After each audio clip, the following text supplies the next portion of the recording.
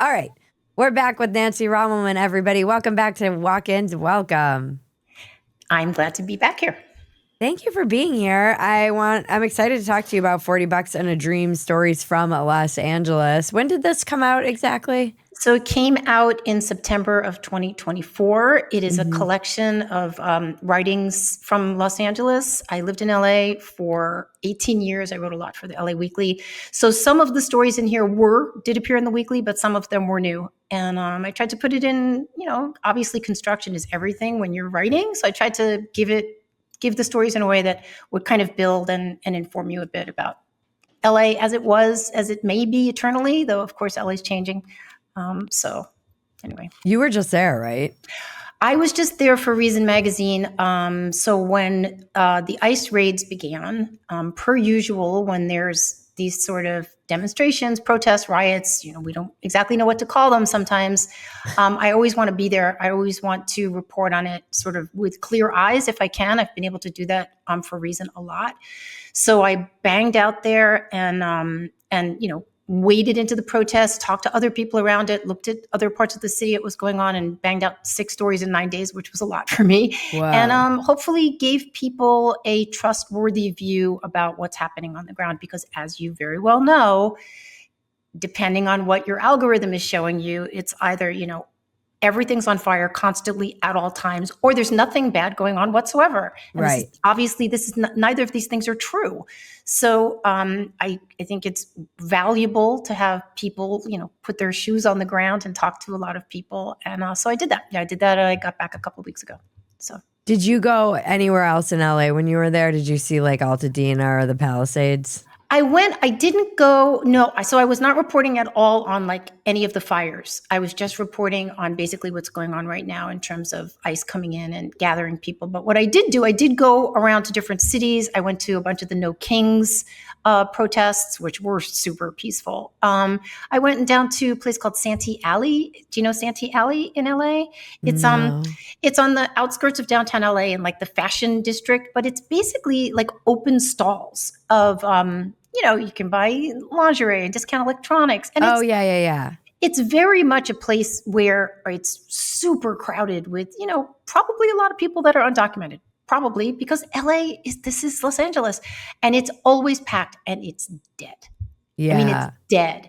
And so I wrote a bit about that. And just like talk to people and just tried to explain to people for the 1 billionth time that usually, especially in LA right now, because, a lot of the protests in 2020, it was about sort of like hypothetical people, if that makes sense. Yes, of course, we care about, police overreach. We do. Right. And we do want to have better laws in this country. But people were protesting not really with a specific goal. It was just like, I'm out here protesting, but okay, what's the end goal? Have you gotten there? Do you know if you've gotten there?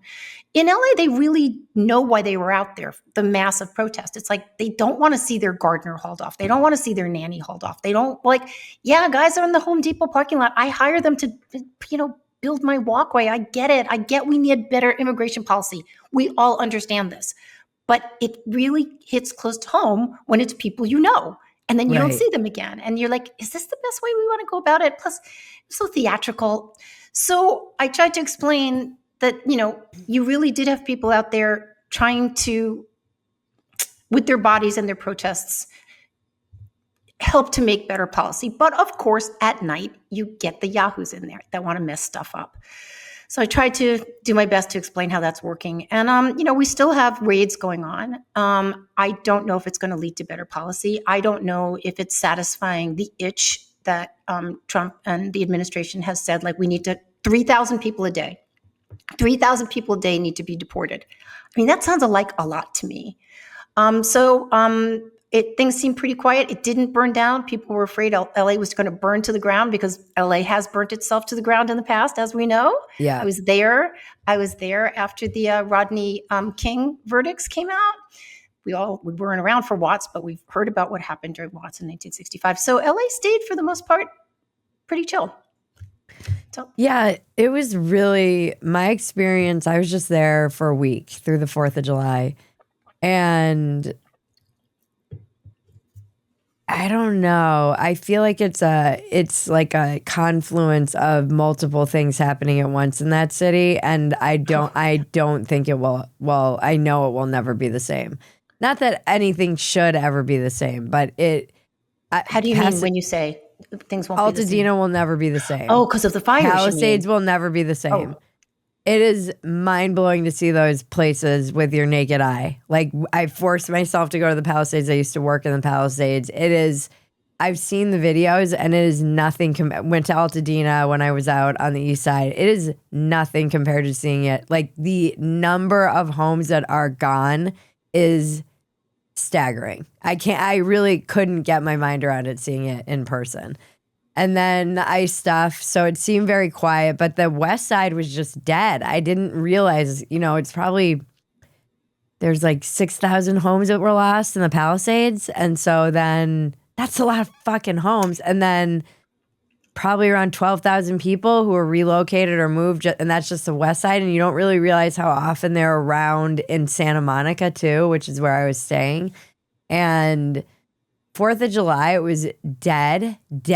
And people are like, oh, it's always dead. It's a holiday weekend. I'm like, no, it's not. I lived in LA for almost 17 years, and 4th of July was nuts. You could not get anywhere. Yeah. Traffic was insane. People were going all over the place. It was so dead. It was unsettling.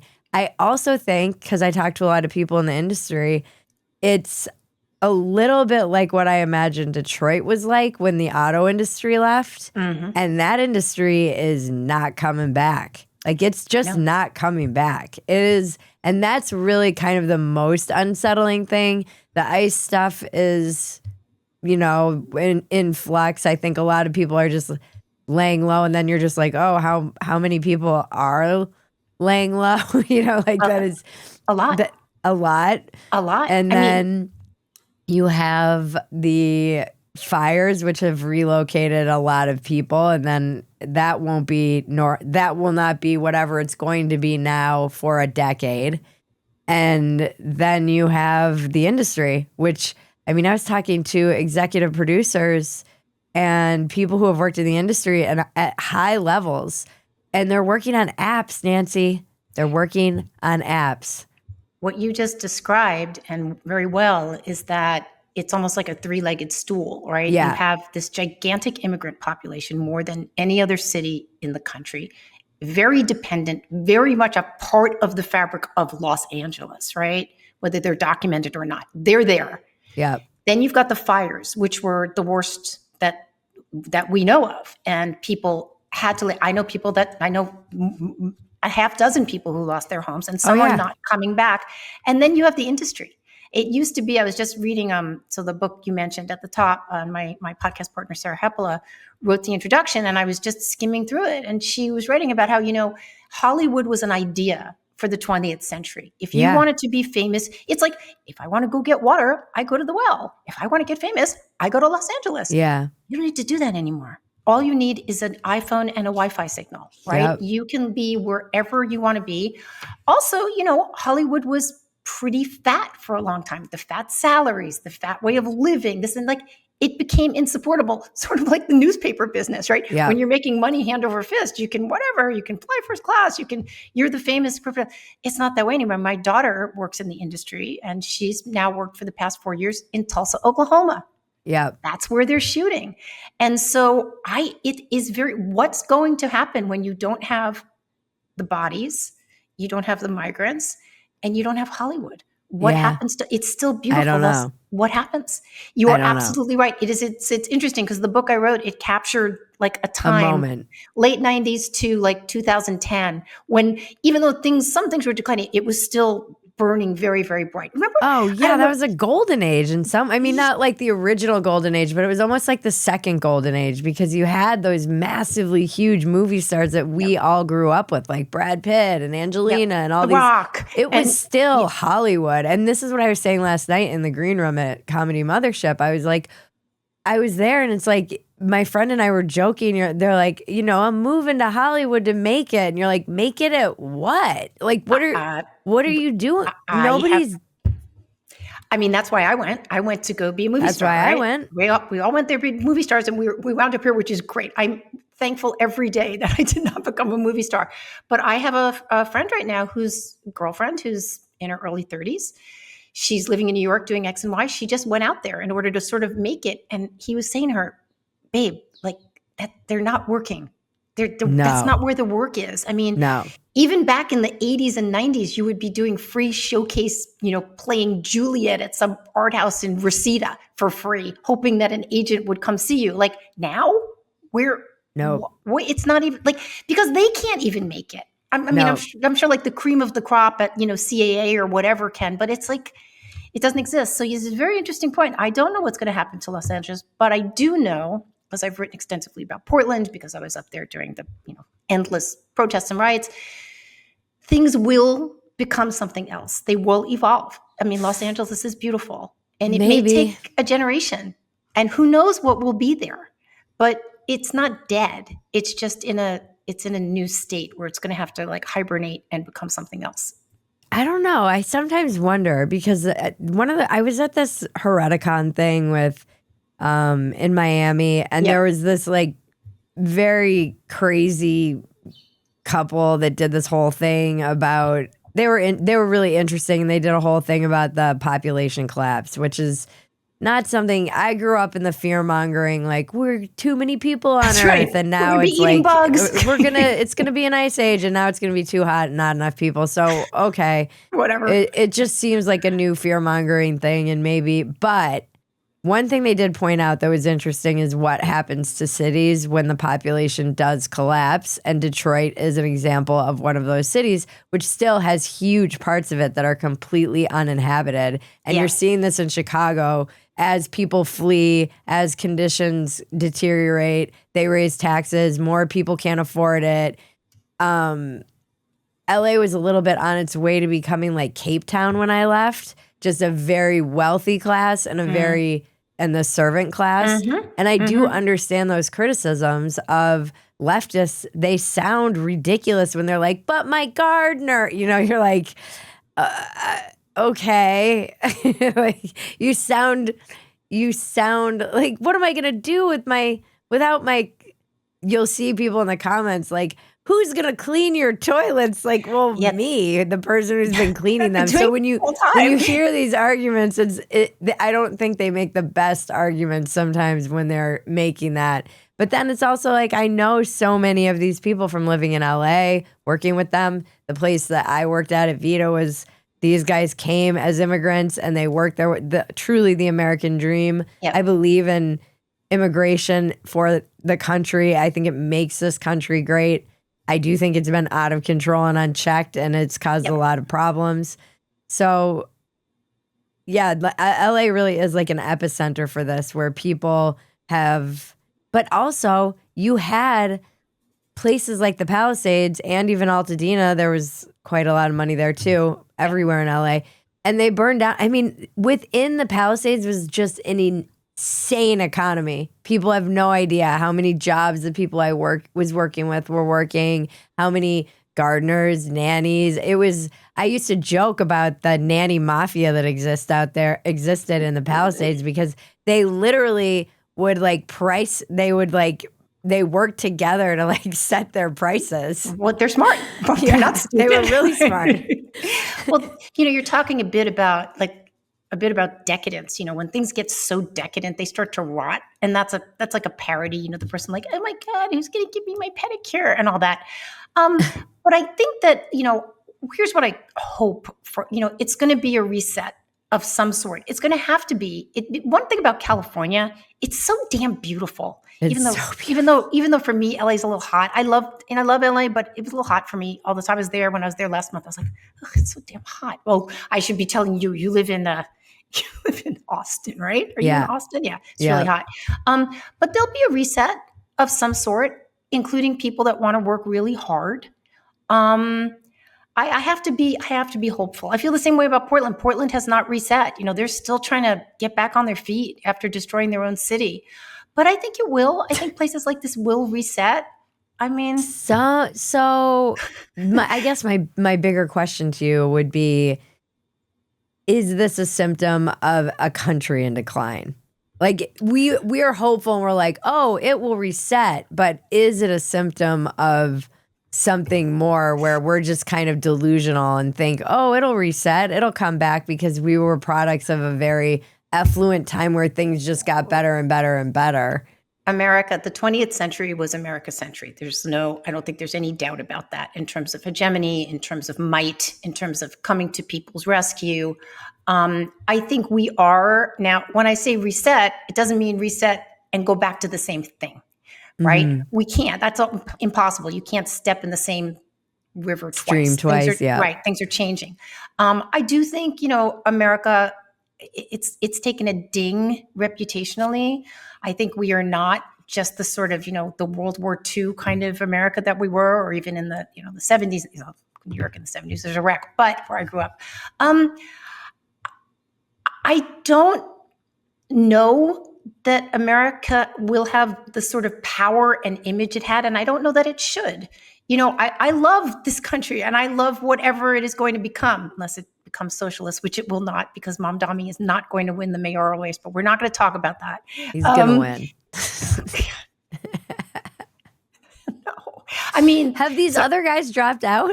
Okay, no. Okay, so what has happened is, Cuomo, we're just going to jump all around here. So we're talking hello, listeners, if you're not aware of what's going on in New York City, a 33-year-old socialist just won the Democratic primary. Who was he running against? He was running against Andrew Cuomo, who used to be the governor, who's in his 60s, I guess, or somewhere in there. And he is sort of like Joe Biden. He's part of that like old Democratic establishment. His father, Mario Cuomo, had been governor, and sort of like, oh, no one's going to beat me because like, who's as strong as me? I'm going to just walk in here. You forget that people like new. They like a new face. They don't want the same message. They're tired of you. And also like, you didn't do such a great job. Same thing happened with Biden. Like they just thought he's just going to waltz in there. It's like, no, people don't. So who is he going to be running against now? He is now going to be the Democrat. He's going to run against Adams, who is the current mayor, who is now running as I don't know what platform he's running on. Independent, I don't really know. And then on the Republican side is Curtis Sliwa. Curtis Sliwa formed the Guardian Angels. Remember the Guardian Angels in the 70s and 80s? They were like young guys. They put on red berets and they like policed the city. They were, I got to tell you though, we were just talking about them. I lived in New York in the 70s and 80s. I grew up, I was a kid on the subways, and you actually did feel safer if one of those guys was standing there. So just like you feel safer if there's a cop there, because, if shit goes down, which it does seriously almost every time I'm on the subway, you feel a little better if there's someone that you think is going to maybe take control of this crazy person that's there. So that's what we're going to be dealing with in the election. I really hope that Mamdani does not win. But Cuomo and the other guy who were Cuomo's running, out. What? Cuomo's out. He got defeated. Are they still on the ticket though? No, because they were running as Democrats. So it was the Democratic primary and Mamdani won. Now Cuomo could go on to some other party, like the Green Party or whatever. There's all kinds of like little splinter parties. He could do that and then run. I don't know what kind of machinery. I don't think Cuomo stands a chance. I actually thought he was going to win the primary because I didn't realize the sway that, that Mamdani has. Like he's bedazzled people because he's young and he's got all these commercials that are like kind of goofy, like 80s theme. But anyway, we'll see. We'll see what happens. But he's got completely unworkable ideas, completely unworkable that haven't worked. It's sort of like, well, socialism would work if we just tried. It's like, no, it's not going to work. It's not going to work. And I don't think even if he does get elected, he's going to run into the New York City machine, which is the unions, though the teachers union support him. But aren't they supporting him? The teachers union are, but there's a lot of other unions, right? And then there's like, as my dad would say, the boys running the garbage cartels. You know, a lot of people in New York who are going to say, no, that's not the way we do it here. So I don't see New York City becoming a bastion of socialism. It better not. So you were saying that you're not, whatever America becomes, you don't think it will become socialist. But no, come on. I mean, look, I don't think either of us are the people that are screaming in one sector or another, like, this is going to happen if this, I don't have derangement syndrome for anything. Yeah. I believe in the Constitution, the American dream. I believe in Americans. Are some of them lunatics? Yes. Are there plenty of bad ideas? Sure. Let them fight them out with the good ideas. I have faith that at the end of the day, Americans want to try to do the right thing. Could I be Pollyanna? Sure. But I'm happy over here being hopeful. Yeah. So yeah, I mean, I'm optimistic, and having a child kind of forces that a bit, because I don't, you just like, even if you want, I want to do some kind of stand-up routine about that too, where it's like, oh, I have to care. Oh, damn it. I kind of I thought, like, the buck stops with me. Good luck, everybody. Good luck, fuckers. I'm out of here at the end. And now I'm like, oh, shit. I also have, because I have a grown daughter, as you know, and I have to say, I mean, people get down on like whatever. I don't even know what the generations are, okay? But, she's in her early 30s, and her and her friends are really cool. Like, they're not doctrinaire, and they're not like asking to be given special privileges because I need a mental health day. They're not. They're out there busting their asses and working. So this is also the next generation that is building stuff. In my experience, they are hardworking, original thinkers, and I just think that they're going to build cool shit. Yeah, I'm pretty optimistic too, even knowing a lot of Gen Z, like my nephews and stuff. They're in that age group, and they're just like barely on their phones or out there working. Yeah. My daughter's not. She has an Instagram that she barely posts on. She is not on social media. Period. Yeah, they're I think, being somewhat native to it, they're a little bit more inoculated than those of us who didn't grow up with it. It was like a shiny new thing. Yeah, the bubble. And it's really, it's funny because I was saying when I was in LA, like, I love it. I'm like you. Even though I left it, I was so mad at what it had become and that I couldn't stay there. And when I went back, and this is an essay I really want to write, is I don't want, like, I think loving Los Angeles is like loving a beautiful junkie. Like, there's your pull quote. You just keep hoping that it's going to hit rock bottom, and then you find out that J.J. Abrams donated millions of dollars to Karen Bass to get reelected, and you're like, you're not at rock bottom yet, are you? You don't get it. You still don't see how these people have voted for policies that have driven the business out of your own city. Like, you just don't. I'll see actors talking to each other, and they're like, why is it cheaper for us to go like record? Why is it cheaper for us to go shoot in Ireland or Budapest than the stages here? It's like, you dipshits. Because of what you're, like, the policies that you're voting for. That's why. But this isn't like some magic thing that we need to figure out. You can look and see at how expensive and impossible they've made it to do any kind of business in that state. And so it does feel like this was always the thing when the left was losing their mind. I think it's very easy. I had to be very conscious that I wasn't, for all of, like, am I reactionary? Yes, I've been labeled this, like, reactionary, whatever, liberal. But I really was constantly trying to be careful that I wasn't reacting out of rejection. That like reaction to being rejected can be very blinding and powerful. And the same thing with LA. As we were leaving it, when I was there, I'm like, I really have to treat this like Al-Anon, like detach with love, it's just like, because I go there, I'm like, oh, the farmers markets, I miss them so much. And everyone there is in a cult of the weather. I was joking with Megan Dom about this. I'm like, they will literally be on fire, and like, but the weather, but it's a dry fire. It's a dry heat, but it's cool at night as they're like being stabbed by a freaking drifter. Like, it's what is so the name beautiful. What is the name of my book? $40 and a Dream. People come out there because they really believe they can actuate something. I love what you said just now. It's like, you have to learn to live with the rejection.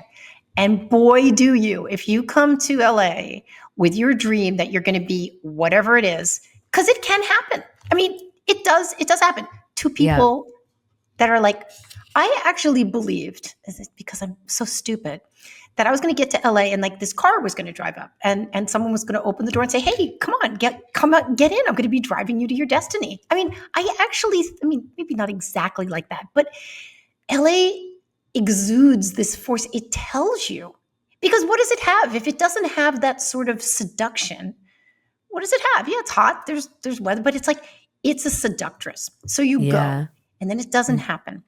So you learn to live with different levels of rejection, because it still might happen, right? There's a story I tell at the beginning of in the introduction to the book, where I was at this dry cleaners in the valley, like in Sherman Oaks. And you know, they always have pictures of the stars in the back. And it's a picture of him with, like, I think it was like Sylvester Stallone or something. And he's like, well, he brought his jackets in here to get dry cleaned, meaning I could still become a star. Yeah. It still could happen, you see? And if you stop believing that is going to happen, then you have to go home. You have to leave, because LA needs you. LA needs your belief. And so it's like fucking Tinkerbell. But it's like you're saying, it's like if you're parting from it, it's like who's at fault if you leave LA? Is it that LA didn't deliver your dream, or is it that you didn't believe hard enough? Okay, you left. Yeah, it's your fault. It's my fault for leaving. Like, LA was there to deliver, but you didn't believe hard enough. Yeah, it's not true. It's not true. It's a place. It's a place. You're going to make it. You're going to make it in Brooklyn or Schenectady or Los Angeles. You're going to do your work, but it is beguiling. And it does, even though, now they're filming in Ireland, it does have the infrastructure to create the dream, the celluloid dream. Now, whether we need that celluloid dream anymore, we don't. I mean, remember, what was that movie that came out about 10 years ago? It was the first one that someone made on their iPhone. Something about orange or something. It was actually quite good. And it's like, what do we need you for anymore, LA? Yeah, it was yeah, it's sad. Like the thing that makes me really sad about the Palisades in Altadena is those were generational families. Wasn't, people, most of the people who lived in both of those places were actually locals. They were native Angelinos.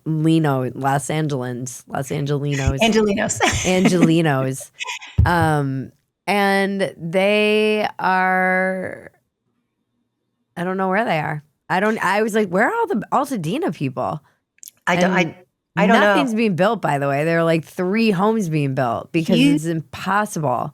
Well, there's that, of course, the regulations, which we got to change this everywhere to not make it so hard. I remember when I lived Texas isn't like that at all. I know. They're building everywhere. I know. I remember being down in Houston, and I loved it because every block there was like different, like, here's an igloo, here's a skyscraper, and here's a little like dingbat house. It's like, oh, whatever, come, just bring it, just build it. I'm like, some people are like, well, then it doesn't really look neighborly. I'm like, fuck it, man, it's great. Like, let people do what they want to do. So yes, they got to change the regulations, but you also have to have a lot of faith, man. If you have lost everything, and I know a number of people who lost everything, to say, oh, you know what? I'm going to rebuild right here. Yeah. I don't think I would. I don't think, especially with kids. I know people, they have little kids. You're going to do that and lose it again? I know the insurance is insane. Like, getting insured is they make it almost cost prohibitive, and it feels purposeful. And then I know from my friend who lives in the Palisade that he has kind of like older teenage boys who are finishing up high school. So he's in that age bracket, and he's like, a lot of people were wanting to leave and were just waiting for their kids to graduate. So if they're not coming back and their school burned down, they're just gone now. So there was probably I was like, how many people do you think felt that way? He's like, probably 20% at least were just kind of waiting for their kids to leave so that they could relocate or go somewhere else or get out, because they had been seeing the writing on the wall. And it is, you really just those empty lots. I was like, Yeah, I didn't, and it's not funny. It's unusual that I didn't get out there, but I was so busy in it. doing the Yeah. stories that I was doing that I just didn't even, to tell you the truth, it didn't even occur to me.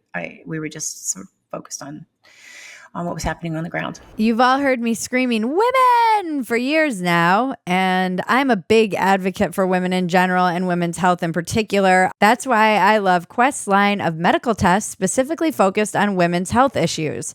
They offer a basic women's health profile test that gives you a snapshot of your current health and wellness, women's hormone tests designed to identify imbalances associated with various health conditions, and specific tests for fertility, thyroid function, and even your menopause stage. This is all such important knowledge for women to have because it can affect the way you work out. It can affect what you should be eating. And just now they're starting to really realize how much all of these hormones play into us losing weight, keeping bone density. All of this information is so important to you. Your results are delivered online quickly and discreetly, and you get all of this information without a doctor's visit. Ladies, prioritize your health. Visit questhealth.com today. Use the code Phetasy to get 25% off and find answers to the multitude of health questions you may have. That's questhealth.com and use code Phetasy for 25% off. Yeah, I had been to a bunch of the like Black Lives Matter protests back in like I think it was like, or not even 2020. It was probably before. Like 2018 or so. And always during the day they were fine. There were kids out. It was like whatever. And then the night would come. I was at one downtown and people broke off and they went to the freeways and they were cutting fences. And I was like, I'm not doing that. It gets really dodgy at night. Like very sketchy. I decided, sometimes you pin a tweet on Twitter, you have a new story out or a video or something. I pinned a tweet that I'm going to leave there forever. And it says exactly this. It's like, hi, just here to let you know, like in the daytime, these protests are peaceful. They are. I've been to like hundreds of protests now, and they follow a formula. The analogy I give, if anybody has read the Odyssey, Odysseus' wife Penelope, he's off having his adventures and dangers, and she's there. And lots of people want to marry her, right? But she's like, well, as soon as I finish my knitting, so every day she knits, tick, tick, tick, tick, and then at night when they're not watching, she pulls out the knitting so that she's never finished. This is not exactly, happens at the protest.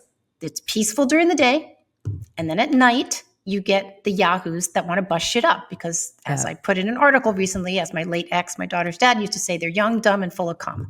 And they want to get out there and they just want to bust shit up. And that's what they do. So then, depending on whether you're, MSNBC or Fox, you see everything's peaceful, everything's violent. It's like, well, guys, I don't know how hard it is to explain that it's both. Yeah. So you should understand that. And then that's becomes like a push me, pull you. It's like, maybe we make some progress here. Oh, that progress is undone because it's conceptual and it's the message that's going out to the country and to the world.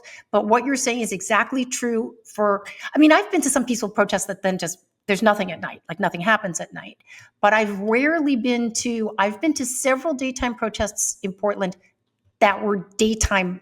They were violent from the get-go. That was the same in 2020. Yes, that's why I said 2020 is different. Yeah. I watched 12 hours of daytime rioting in 2020 on live local news. It was there. Insane. I had guys swinging metal poles at my head. I saw, the Proud Boys going at it with with Antifa, and we were standing. I've got video of it. I was standing in the middle of it, but it was really rare. That sort of thing was pretty rare for it to just be like, because what it was a back the blue event. People were coming to say, we love you cops. We're sorry all this shit's going down. So, it was just like, but it was also just pent up rage from being locked up for like freaking a year or however long it had been. Absolutely. That was, sorry, I feel like I'm repeating myself because I've written about this so many times, but let's just take Portland because I lived there and that's where I covered for Reason Magazine.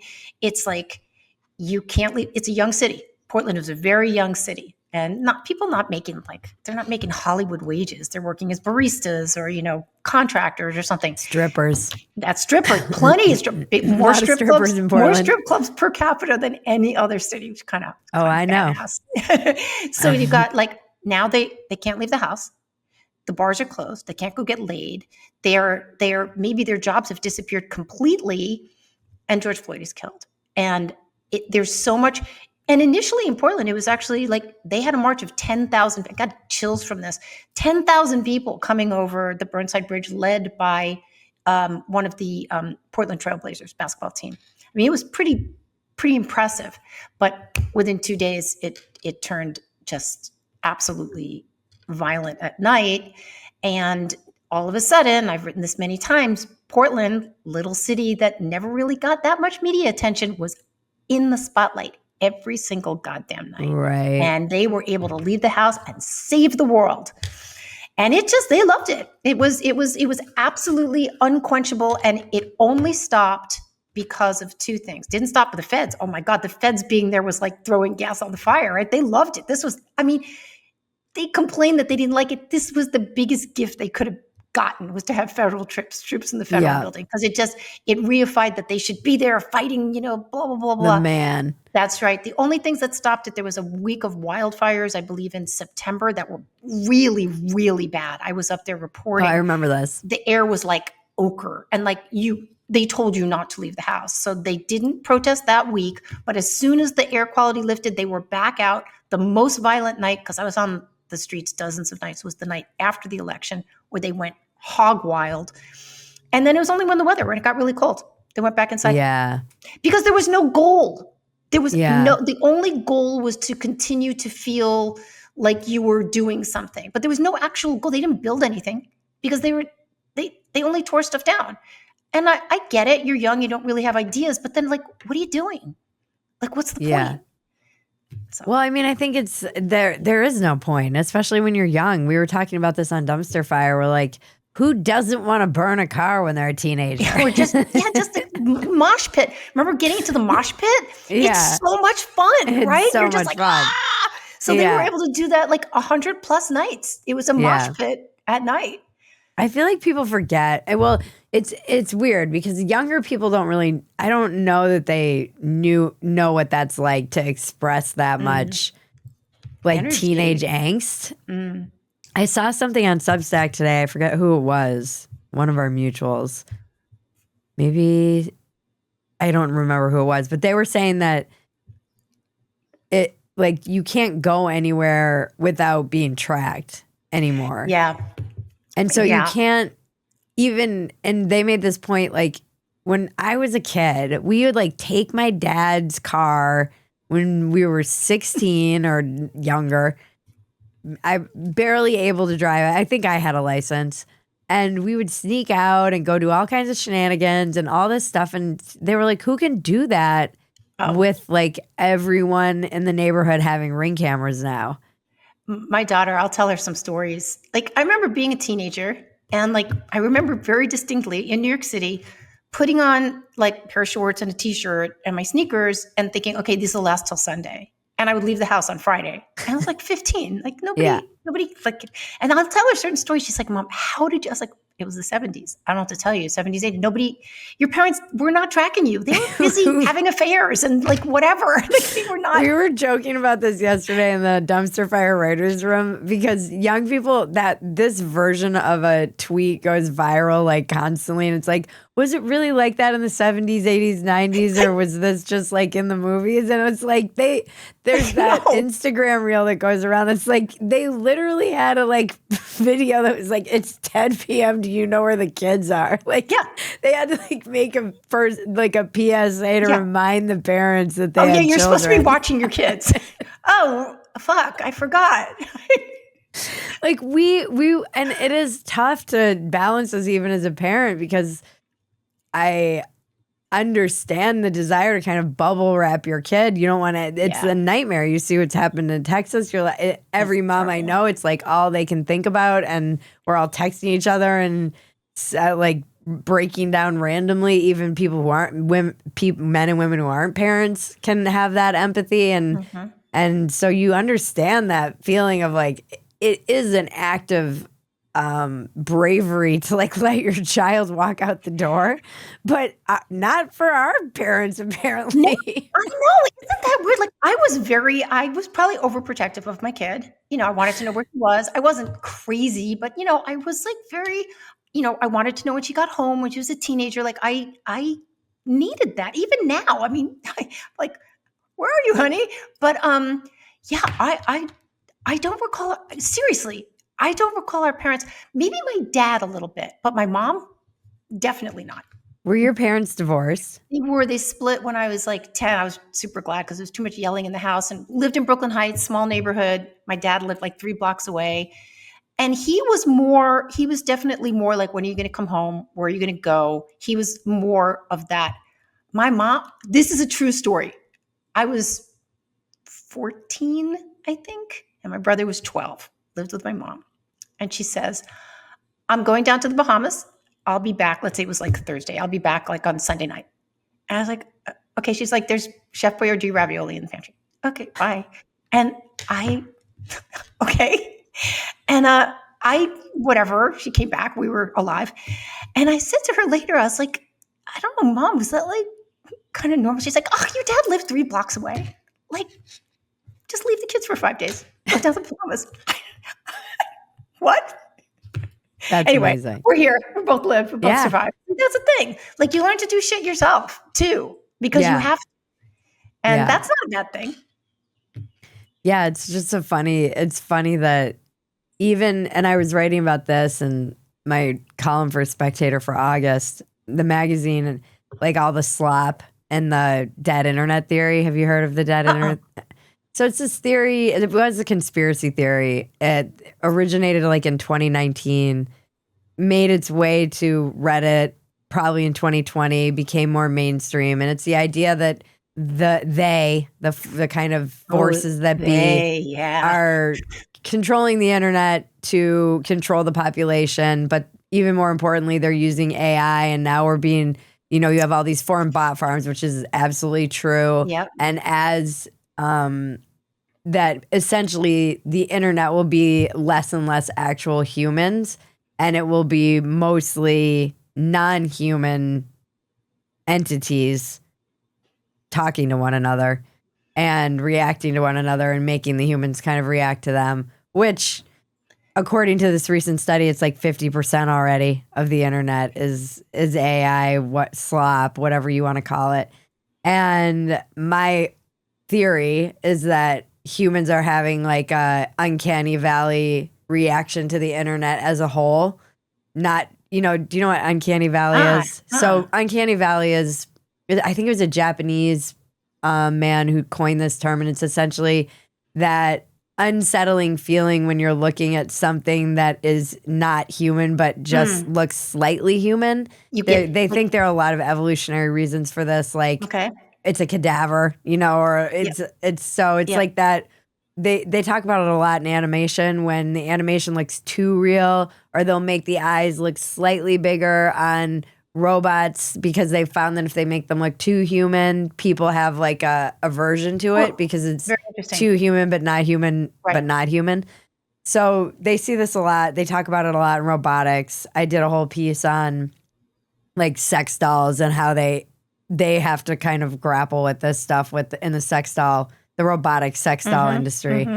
And I believe, my feeling is that as humans don't know increasingly what's real and what's not real on the internet, they're going to back away from it. And I wrote this column, and then 2 days later, 4 normie moms in my life separately that I was having conversations with, siblings, sister-in-law, like different people in my life who are not like us, who live and breathe this bullshit. They were like, I'm done. I'm out. I can't go online anymore. I don't know what's real. I don't know what's not real. Everybody's losing their mind. Everyone believes every conspiracy theory that comes. I don't know what's true. And I was like, this is what's going to happen. People are going to start pulling out. They're going to go, I'm done. So I have one comment and one solution. The one comment I have is, you're talking about, things that just look a little off, and so we don't trust it. I have a sense about this with people doing like too much plastic surgery, where it's like, well, I'm just, I'm just full disclosure. I've not done anything to myself except maybe had some laser hair removal. We're just doing it for maintenance. Okay, well, you're 26 and you're going to have maintenance. And then where are you going to be? You're going to keep going. Is that, I wonder if it will at a certain point engender mistrust. Like you don't look like a human anymore. Like your eyes are too big, your nose is too small, your cheeks are too puffy. And not just like in the weird way, like the cat lady, but just even just like subtle things where I look at you and I'm like, I don't know. We already know that people will have a weird, let's say I get a lot of Botox in my face, right? And I see you and I'm looking at you, but you can't read my expression. And babies will apparently, I don't remember where I read this, like they don't know how to communicate with someone that can't express. Yeah. Because that's how they're getting cues. So if we're not able, because we've changed our physical stuff, to give these cues anymore, then people are going to have the uncanny valley response to us. It's like you've made yourself something that is, I don't quite trust. Okay, so that's one theory. The solution, we saw something, Matt Welch put a little graph the other day talking about how the generations are not getting together and partying. And they had a graph, and the one generation that is still getting together and partying and doing shit is Gen X. And I was like, I just bought the stuff for the Palomas, man, and we're making guacamole and come on over, and we're having people come over tomorrow. It's like, keep having in-person events. Throw a party, make some pies, make some cocktails, do whatever it is, just do it. I think it is more enriching. And get away from your phone. I love my phone. I love Twitter, but I love it when I'm here and I realize I haven't looked at my phone for 5 hours because I have people here and I'm cooking for them. Yeah. So that's why I love cooking so much. Me too. Because it just puts me so much in the moment. And and I got into like making bread and me too. I mean, I'm like, if I could just cook all day. Oh, girl, sis, I fucking would. Cooking is the only thing that I can do without anything else. I don't need a podcast on. It's fine if there's one on. It's fine if there's music on. It's fine if it's a TV in the background. I can be there by myself for hours. And I did yesterday. I made bread and we made this. It's so, and then you're putting it into other humans. And it's so like, you keep everything going. I'm hugely, hugely proponent. We started gardening too. And I'm like, I can see how people get addicted to that because my sister, you would love my sister. You guys would get along so well. Where is she? She's in Connecticut, actually. I was there on July 4th. A true genius, a true artistic genius. The woman is self-taught at everything, but she's the kind of person that's like, I think I'm going to do a mosaic and then does like perfect. I'm going to text you pictures of what she's doing. It's insane. I'm 10 miles from Connecticut right now. I'm going to hook you guys up. She taught herself how to cook everything. She'll be like, I think I want to learn how to do pasta. But she's like Picasso where he would just exhaust an idea until he was good at it and done with it. So she got really into gardening, and every year at the end of August, she's like, I'm never doing this again. I'm done with gardening this year. Our garden is like, it gets bigger every year. Our family makes fun. But she's a genius. And so I was like, I really want to start gardening with the child because I think that it's just so good for them. And we never really had that growing up. And it's something that we are so into. I'm like, I can see how you have massive beds of food. It's like troubleshooting and what's this pest and what's not working, and why is this growing more than this? And my basil is so insane right now. It's insane. Mine is too. And basil, arugula, unbelievable. The snap peas are like crazy. The jalapenos, they're not happy. They're not doing it. The tomatoes are they not getting enough heat? I think they are. It's hot up here, but they're just, I've grown them before. They're just, that's fine. But we've got like salad every night. I just go right out to the garden and clip a salad. My oregano is going off. We have a little herb garden in one place. And we just started this year and I was like, I can see how you would get punk rock so into baby. this. Yeah, no, I think that, and this is what I am seeing is like and another thing that I am seeing is a return to a lot of this stuff. It started really in the pandemic when everybody was like locked up and had nothing to do, and they started working on their homes and getting into projects and DIY, and nobody could see. So I think that was like a really good trend. I know so many young kids. My friend, one of my subscribers' kids just got married, and these kids are so competent. They like made their wedding dress, made their wedding ring. He's like, but they're also intact. They're so cool. And she can sew anything, and she's really into baking. Like, these kids are the kids that kind of use the lockdown to like learn a lot of these more basic, just domestic homemaking skills and whatnot, because what else were you going to do? They're just amazing. And so I don't know, I'm kind of optimistic about a lot of those trends that we talk a lot about the negative trends that came out of COVID, but I think there were actually a lot of positive trends that came out of it as well. And it did give people an appreciation for getting together in person in a way that they had taken for granted. Oh boy. You came to the Paloma studio I think 2021 maybe we taped there. Something like that. It was pretty early. And it was, I love it there. Me too. I just wrote an essay about it, the whole Paloma thing. But we started in June of 2020. Obviously, it's prime COVID. The city is in lockdown. We were like, fuck it. We're having people over for lunch. We started having like 2 people over to just like, you need to get out of the house. You need to be courageous. It's going to be fine. We're not going to French kiss, I don't think. We're just going to have lunch. And it just goes back to I don't know why I brought that up. Like you got to have people over. There were hard things that came out of the pandemic, of course, but also some positive things and maybe things we remembered or revivified. So. Yeah, I think just like the idea of touching grass, people are taking it literally. You know, they're and even just seeing like, you know, comedy is booming. When I talk to people in the industry, they're like, well, everyone's pivoting to comedy because it's like one of the only things making money. And I think a lot of that is just wanting to return to in-person events. You know, it's a form of entertainment that is in person. So people aren't really going to the theater generally, although I think we should bring that back as well. They're like, oh, let's go to comedy. That's a live event. They're going to music. Yeah.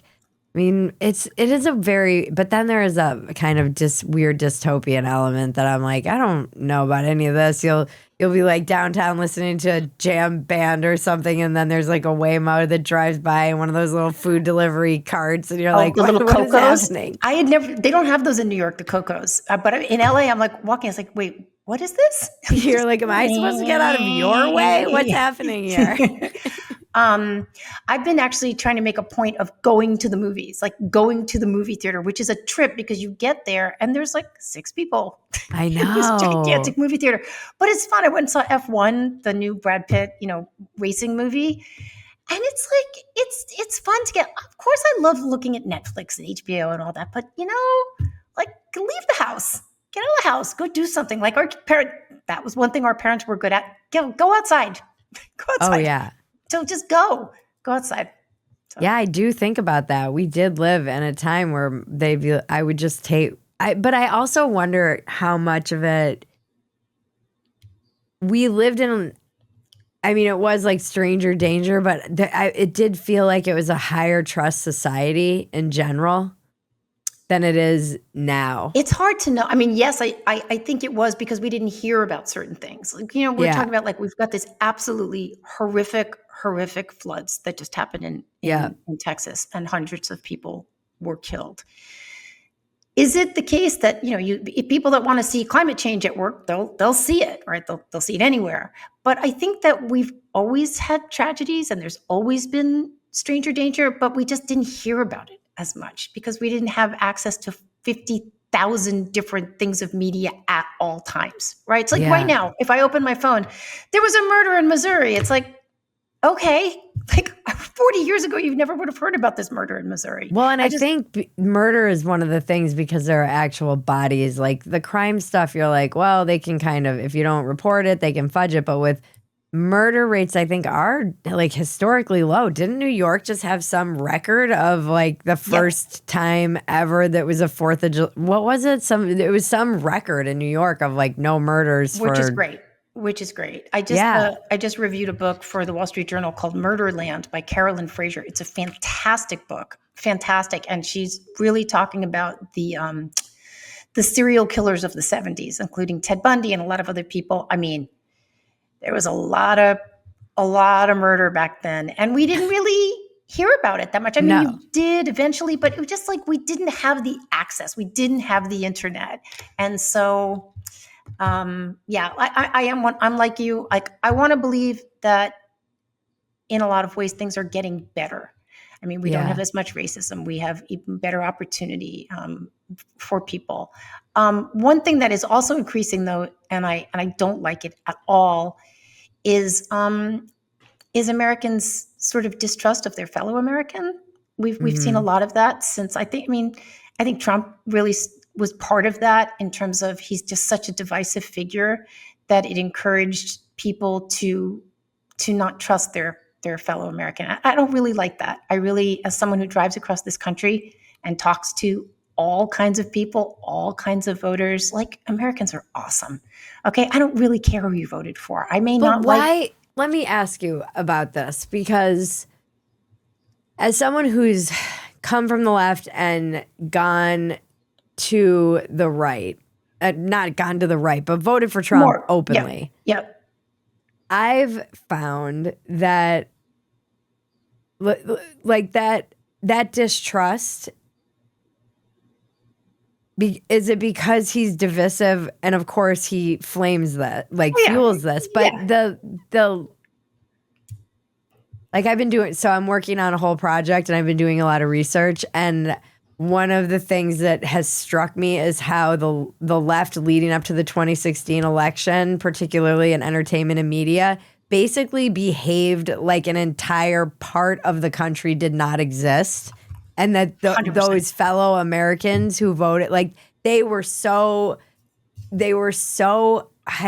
completely self-indulgent in their own feelings about the election that they did not consider that they might have been behaving like lunatics, and also that their fellow Americans were not bad people. They just voted for this person, but they labeled them as evil. So my question is, it feels like, yes, he kind of capitalizes on that, but it felt like it was, like, in my experience, this only works in one direction, where people will go, I can't believe what a piece of shit you are for voting for Trump. Yeah. Family members of mine will say things to me like, I can't believe, I'm so disappointed. It's you. Like, well, I could say the same thing about you and say that you're an idiot for voting for who you did, but I don't say that to you. Like, why does it work?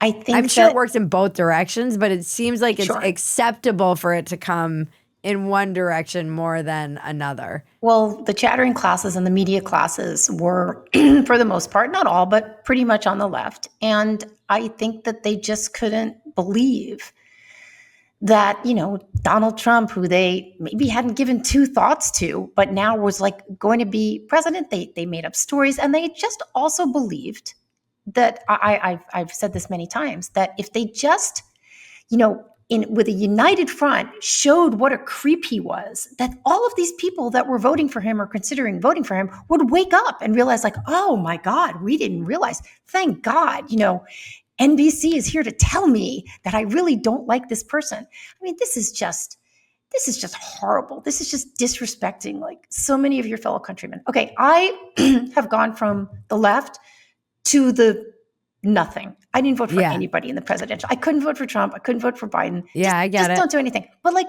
here's the deal. I have one of my best and dearest friends who I adore so much, who has one of, like, the hardest jobs. I'm not going to name what it is, but the job he does is so incredibly difficult and human. He said to me about 3 years ago, he's like, I couldn't be friendly with someone who voted for Trump. And I was like, well, I hate to tell you, you already are. You just, not meaning me, but just like, don't say that. Like, don't say that. Like, I love you. I'm so glad. You want to vote for Trump? Vote for Trump. I don't care. I didn't vote for him. Who cares? Like, we have to stop putting people in little slots that makes it easier for us to understand the world or justify the way we live or how we treat other people. The press totally soiled themselves going into the 2024 election. They did such a terrible job in terms of how they covered Biden. And I've written many times about this. Many of us have. But in any case, I would love it if people stopped looking at other people as a Trump voter or a Biden voter. Like, who are you? What do you do? Yeah. What do you like to eat? Where are your kids? Where'd you grow up? Let's have a beer. Like let's just be fellow Americans together and stop spending our energy embroidering these conspiracy theories about our fellow Americans. So that's my soapbox pitch. Yeah, I think that's where I come from. It's more just, because I'm like, I don't care. I say this on stage. I'm like, I do not care how you voted. I voted for Hillary in 2016. I voted for no one in 2020, and I voted for Trump in 2024. Like, I'm all a mess. I'm all over the place. So I don't care. I understand how I understand how you would get to a position. I don't think it makes like the other person evil. I don't think it makes, I just think part of what's happened is that people have made the culture wars such an intrinsic part of their personality that they don't, it's like, talk to me about what you're cooking, talk to me about a movie, talk to me about art that you like. When we were there, the Getty Villa had just reopened, which is one of my favorite places in LA. And my husband always says, he's like, you use the shit out of LA. Like I use cities when I'm in them. He didn't really use it, but he's like, you were always going to the bowl. You were going out. You were going to the museums. I love the Getty Villa. I love their exhibits. And they had this amazing exhibit about the Bronze Age war. They like excavated a tomb from this Bronze Age warrior. It was still very much intact. And it was like the artistry from then is so spectacular. The complete opposite of Slop. It is just the antithesis of the crap we're seeing, and just getting out. And it's like, life was so hard back then. You're just like, what was it like back then? But just go to a museum. It just, that's what I want to talk to people about. You know, I want to talk to people about what museum they've seen, and maybe we were spoiled to live in a time where that's what we were all kind of chattering about at our dinners in the 90s and the 2000s. Was like, I was talking to Megan Dahm about this. Like, she just kind of came about in this time where it's just like you got to discuss art and we still can. Yeah. We still can if we just decide that it's like talking about, Trump or Biden, whoever is in the news these days. It's just not that interesting. I mean, I'm starting to do like my 3 favorite things in my newsletter. When I put out my weekly, I'm trying to make it easy for people to just not have to get so many emails. So because I put out so much content, I'm just going to give a weekly newsletter with all of it. And then with that, I think I'm going to start doing my 3 favorite things. And it's just like, I love it because it's a recipe, a book. Or a link to something you read. To something I read. An exhibit you should go see if you can. Like a picture that I like, a painting. I don't know. Anything. Well, Smoke 'em if you got 'em, or the podcast I do with Sarah Hepala. Of course. And at the end of every one, we say to the guest or just ourselves, what's in your hot box? And that is something that we've been consuming culturally: a book, a movie, a restaurant, an idea, a song. And it's great because I love that. Like, I love seeing other people's recommendations because it's like, oh, cool. I'll check out this podcast. I'll check out this book because I trust you. Like you tend to like, why do you have the dentist you have? Because somebody told you, go use my dentist. He's a good dentist. Our dentist is amazing. So that's how you do things. Like so this is great. I can't wait to see your recommendations. Yeah. And we were talking about this before I think we even started recording, how when you were on here in the past, just saying like use the good soap now has become this kind of mantra in our house because I do this with like cooking stuff with like oils and stuff that I get. I'm like, why am I holding on to this? Yeah, because if you save that oil, by the time you smell it, it's going to be rancid. I've done that with like the hazelnut oil or something that I was saving for the why special am I doing this? cookie. What am I Use it saving now. it for? Also, like, I do this now. I mean, I can tell the good soap story now. I just write it for you, but write it for me. I will put write it it for out you with this podcast. But we'll tease it right now. An example is like if I go to a store and I see it, I don't do a lot of shopping, but I do like dresses. I like to buy pretty dresses. And if I go to a store and I see a dress and I put it on and it looks great, I'm buying the dress. If it was $7,000, I'm not going to buy it, but I don't even look at the price tag because I'm like, how long am I going to be in this body? Like maybe next week I'm going to get hit by a car or something. Like, buy it, wear it, and enjoy it. This is my obsession with like people who dance for a living. I'm just obsessed with it because it's so corporal. It's like so of the body. It's not something that like lasts beyond you, like writing or paint. Really, it's the art that is like so existent as long as your body works, unless you become a choreographer but I see all these dancers, whenever you go see a dance performance, they're like, wow, you really just have to like, I want to dance. It has to be just in you to want that because it's so, like all of it is just fleeting and temp. But for me, it's something that's sports as too. An art form. It's so. Sports too. Like watch these. I'm really into basketball. Like watch these basketball players. You're like, look at what this guy can do. It's like, crazy. And, you watch them on the up, and then like at the end of their career, like, oh, he can't do what he used to do, but wow, he's out there just yeah. I agree. I never thought about that with dancers. It's like it's just then, and you could like watch it, I guess, on a tape, but no, it's in that concentrated moment. That's interesting. Yeah. Well, I'm excited for the essay, and I'm excited. Everybody should buy your book.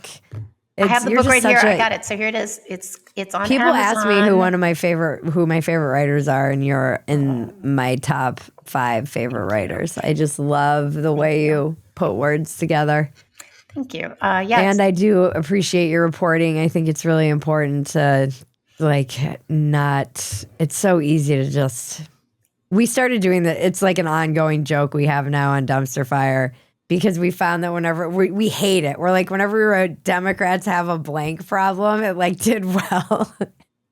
And so we just started using it as our title, but it was like more and more ridiculous. We're like, Democrats have a parade problem. It was just, if you watch the video, you're going to be disappointed because the video itself is pretty, usually we're like making fun of Trump, making fun of Tucker, it's not like red chum for red, but we realized if you like we're like, we hate them when we title these things until we did the recent one, which was like Democrats have a politically homeless problem or something, or Democrats have a Epstein problem, and it's just like shat the bed. We're like, all right, I guess our joke has run its course. I have a question for you, and I know we're gonna tap out of here, but like, this is an interesting question. Where do you read news? And I know you like my work, and that's great. Where do you get news that you trust? That you're like, you know what? I feel like these people are not bullshitting me. What do you read? Oh, where do I get news that I trust? Shouldn't be that hard, right? Nowhere. There we go. Let's see. I think that's a great question, and I should have a better answer to it. I feel like everyone that it's weird. I think what I do now is I have my list of people that I generally trust. Wow, I stumped you. I didn't mean to. Where do you get it? Well, Reason. I find that they're pretty straight shooters. I get a lot from Reason. I like a lot of the Wall Street Journal, not all of it. A lot of it. I do like that was my gut instinct is like the Wall Street Journal, but not all of it. For international reporting, I still think the New York Times does a really good job sometimes. I still think they actually do a great job for like local reporting too sometimes. The Fifth Column guys, I love listening to them. They're on the tip of like what's happening right now, and I know they're going to shoot straight or they're going to have Mark Halperin. guest. Mark Halperin. We are both, Bridget, as you know, here is on the Two-Way channel.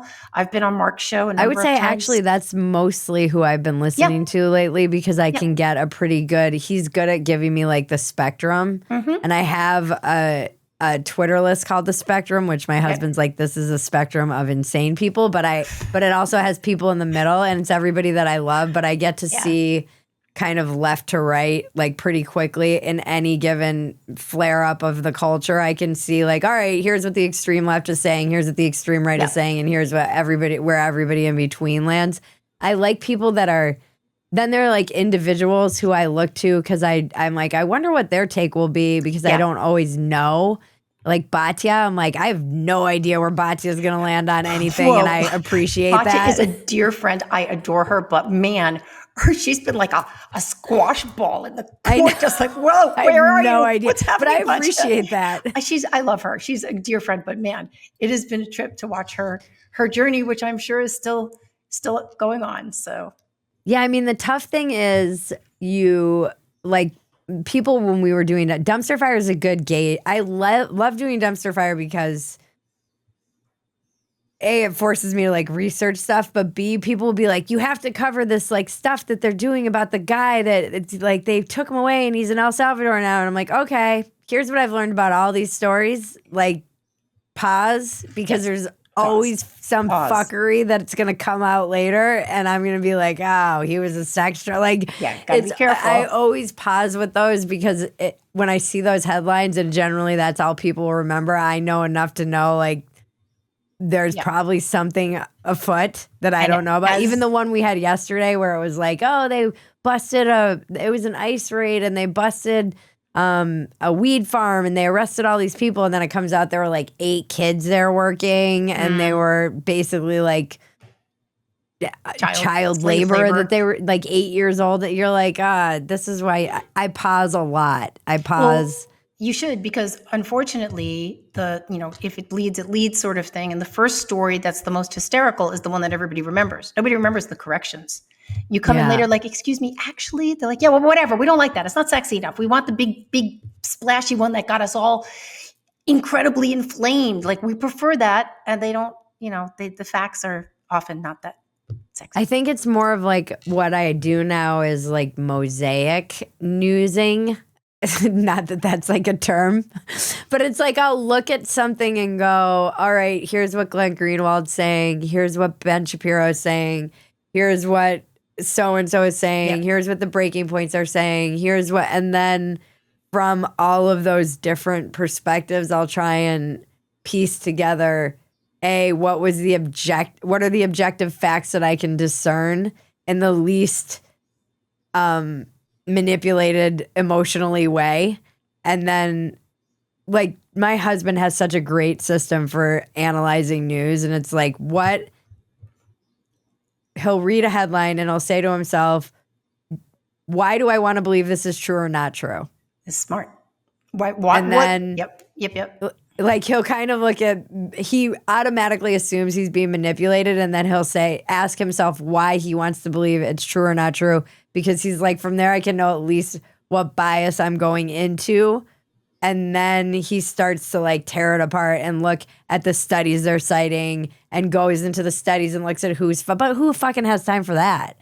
Like, well, it's his job too. It's how his mind works. It's how his mind works, and it's interesting to him. But I think there are certain people and then there are certain people who have kind of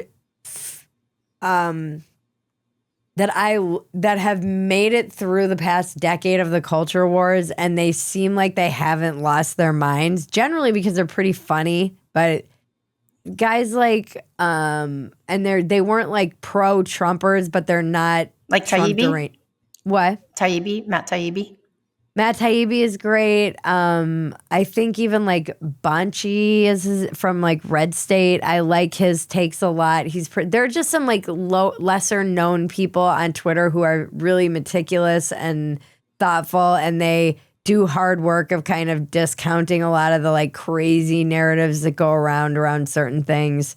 And it is that like the truth is still getting out of bed while the lie goes around the world. And it's frustrating for me. It's a really, I really like Tablet. Tablet's fantastic. I love Tablet. I've written for them and they're great over there. They're really balanced, but they can be caustic and they're really looking at things. I get a lot of crap from people that I don't have enough like pro-Palestine voices on my show. And I have a lot of, I have tried. That's not for lack of trying. I've reached out to people to come on, but I'm also like, there's not really a lack of that in the media either. If you there's like that. Where they're literally all on the biggest podcast in the world. So I also don't feel like they're not being represented in the culture. You know, like, oh no, where are we gonna go hear that from? Like all of the huge podcasts. I'm like, most of the people who are pro-Palestine, frankly, are too big to even come on my show. Well, that's okay. They've got plenty of other, they're being amplified at plenty of other places. So yeah, I just wanted to put that out there because I do hear that a lot from people who I'm like, we always say on Dumpster Fire because people are like, I get my news from you. I'm like, please don't get your news from us. Or only from me.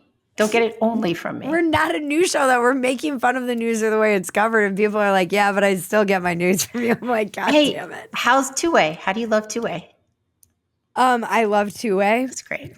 I love Mark's show. I think my show is still finding its footing. It's going to take a minute. It's like, I want to take that show on the road and do it in diners all over America. That would be my dream. Oh, that's great. That's a great idea. My dream would be to do that.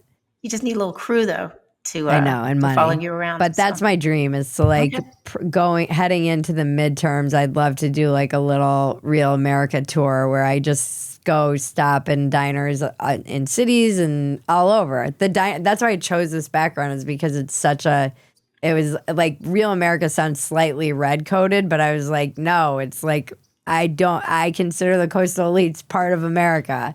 The diners in, cities, the diners in like small towns, it's like such an American symbol to me more than really anything. I'm going to tell you a little story and we can go out on this. So my daughter, who is half Native American, she's been working in Oklahoma.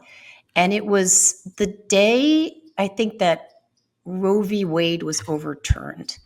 And she was not outside of Tulsa. She was in this little small town in Oklahoma, and she was hungry. She decides to walk into this little like restaurant diner. And she walks in, and like a lot of people look at her, they've got Fox News on, which was like celebrating, And she thought that people were kind of looking at her like she couldn't figure out, like, did she look liberal? Was that she was Native and they didn't like it? And she didn't know. It turns out not only is everybody like so incredibly nice to her and they're just like talking and the waitress, but there's one guy that she thinks is giving her a little bit of the stink eye, whatever. She gets up to pay and the waitress is like, oh, no. John took care of it, whatever. And she's like, John. And he looks at her, he goes, we're glad you're here. I was like, this is America, baby. Yeah. You walk into a place, you think maybe you walk into a place, everybody's Hasidic or everybody's black or everybody's Native or everybody looks like they're like a redneck or something. They're glad you're here. Yeah. That's America. I love that. Me too. That was beautiful. It's a beautiful story. She told it to me and I was so like, perfect. I love it. So what's your biggest defective character? Well,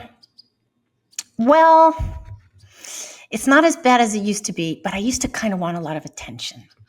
Like I wanted like, I want someone to tell me like, oh, you're pretty or you're like smart or I really like your thing. It's not so much anymore. I think I've aged out of it mostly. There's probably still a little tiny bit there in a way that I probably not doing anybody any good. So. And what's your biggest asset? I love feeding people. I love making a home for people. They call me Nancy Mommelman. Like I always like want people around. And I can only do Bridget, I only can do two things. I can write and I can cook. But I do both pretty okay. So I think I'm good there. So. Oh, I love you so much. I can't wait to see you. Okay. Are you coming through Texas at all? Who knows? If something newsworthy is happening there, not sorry, of course, obviously we had the horrible floods. We'll see. I don't have any plans right now. The summer's pretty booked. We got the summer pretty packed on the East Coast, but there's always news. So maybe we'll see. All righty. Well, I love you. Where can we find you? Okay, so I have a Substack called Make More Pie, nancyrommelmann.substack.com. My podcast with my beautiful Sarah Heppel, who lives in Dallas, and that's called Smoke 'Em If You Got 'Em. We do that a couple times a week. We just had Eli Lake on yesterday. He's great. And yeah, go over to Amazon, and I have got a bunch of books over there, including the latest one, 40 Books and a Dream, Stories from Los Angeles. So that's right. And on Twitter, Nancy Rom with 2 M's. So where we all live. That's right. Our second home. Okay. Thank you, Bridget. I love you. Thank you. Okay. This has been Walk-Ins Welcome with Bridget Phetasy. I'm Bridget Phetasy, and you're welcome.